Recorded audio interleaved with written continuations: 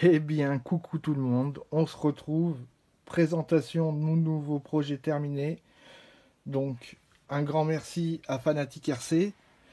Si tu connais pas, va faire un tour dans cette boutique.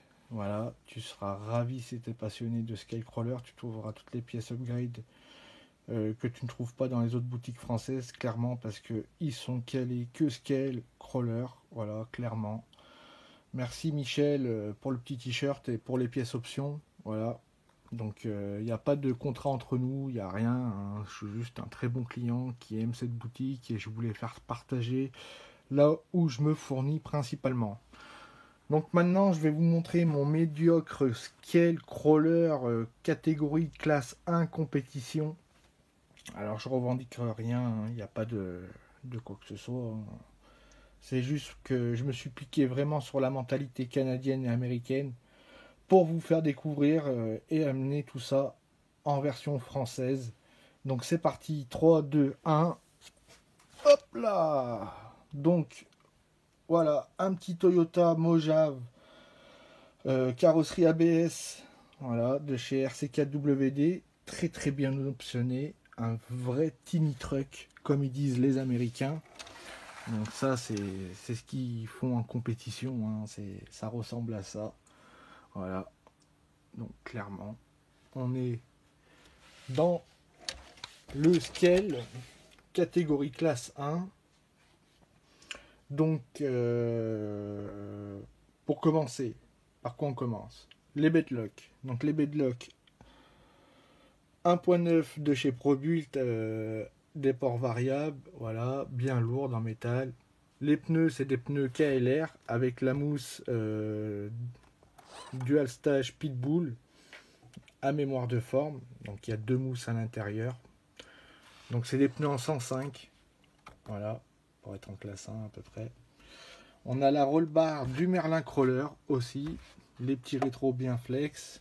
Alors, on a mis un treuil, comme vous pouvez le voir, il n'y a pas de pare-choc, il n'y a pas de support treuil. Le treuil se trouve sous le capot, comme en compétition, tout simplement pour pas être bloqué lors des franchissements, pour que les roues viennent taper avant. Le tableau de bord est stické. Voilà. Il me reste à finir l'intérieur. La benne arrière, elle se présente comme ceci. Donc on a tout découpé. Benne arrière, donc c'est la benne arrière du Merlin Crawler. Donc elle est beaucoup plus courte que celle de l'origine. On a pu mettre même un pare-choc à l'arrière parce que elle est aussi plus courte de l'arrière en hauteur. Donc vous voyez bien que le pneu il est nickel, hein, avec la carrosserie. Limite il est tuning, tu vois. On a le petit bouton pour démarrer et éteindre la machine. Quelques petits accessoires. On a dû découper aussi la benne pour avoir un meilleur flex, pour laisser passer les supports d'amortisseur, tout simplement pour le franchissement. Voilà. Il y a un petit servot ici. Voilà. Ça va servir à bloquer le pont arrière en cas de porte bien serrée. Comme ça, tu vas pouvoir tourner sur 360 degrés juste avec la force de l'essieu avant. Donc c'est une option à pas négliger, comme le cerveau pour faire tourner les roues. C'est vraiment pas mal. Même pour les descentes, tu vas pouvoir freiner ton scale.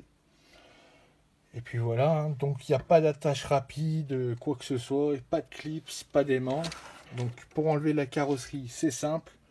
Je vais voir si j'arrive à le faire avec une main. Donc je vais enlever ça. Voilà. Donc deux clips, ici et ici, puis des clips.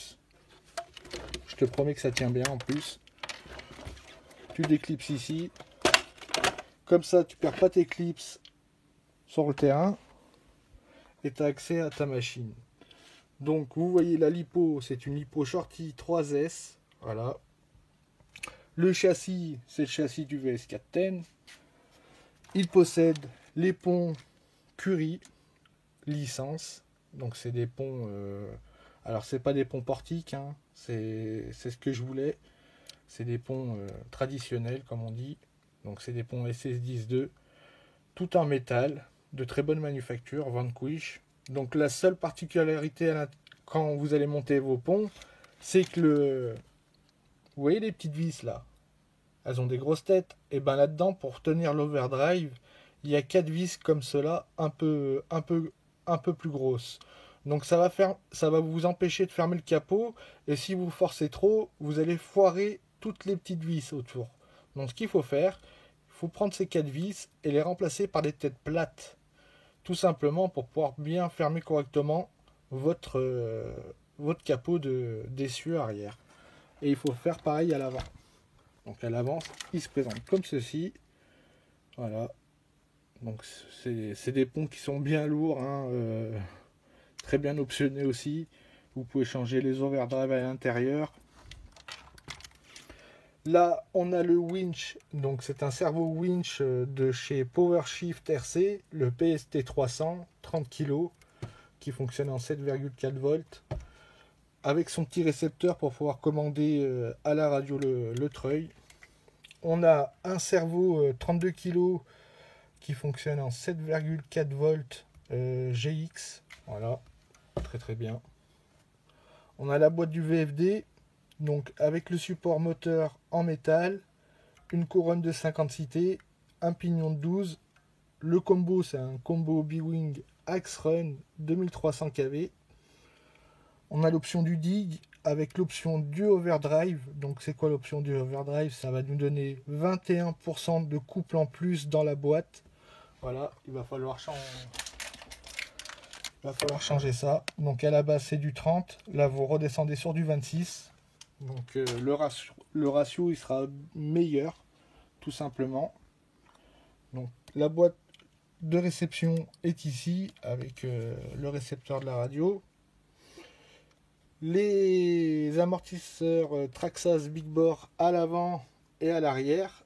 Alors pourquoi ils ont différents ressorts? Tout simplement parce que c'est les ressorts de chez Losi qu'on peut contrôler avec différentes duretés. Donc là à l'arrière ils sont vachement souples. Vous allez voir que le châssis se remet tout de suite en place. Voilà.